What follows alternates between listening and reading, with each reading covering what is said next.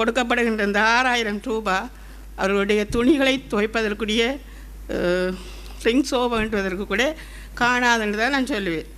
ஆகவே அவர்கள் ஒரு மாபெரும் பணியை நாங்கள் ஆற்றி வருகின்றோம்.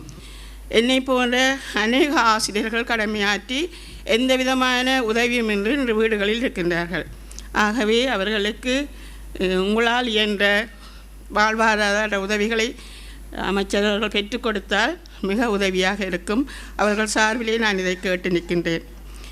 மற்றும் பிள்ளைகளுக்கான கற்றல் உபகரணங்கள், உணவுகள், சீருடைகள், ஆசிரியர்களுக்கான சீருடைகளை அரச பாடசாலைக்கு கொடுப்பது போல் இந்த முன்பள்ளிகளுக்கும் வழங்கப்பட்டால் மிக சிறப்பாக இருக்கும்.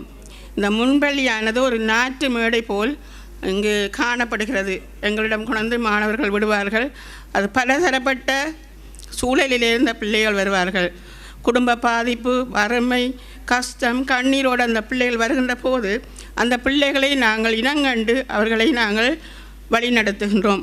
சிறப்பாக ஆன்மீக பகுதியிலும் உடல் உள ரீதியான பகுதிகளிலும் ஆசிரியர்கள் தாயாக இருந்து விசேடமாக பிள்ளைகளை வழிநடத்தி வருகின்றார்கள்.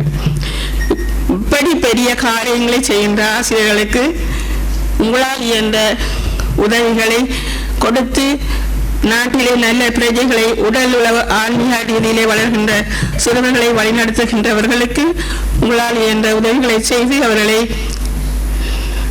கௌரவிக்கும்படியும் அவர்களுடைய எதிர்காலத்தை அவர்களுடைய சொந்த தேவைகளை நிவர்த்தி செய்வதற்கு ஏற்ற உதவிகளை செய்யும்படி நான் ஆசிரியர் சார்பிலே கூறிக்கொள்கின்றேன். நன்றி.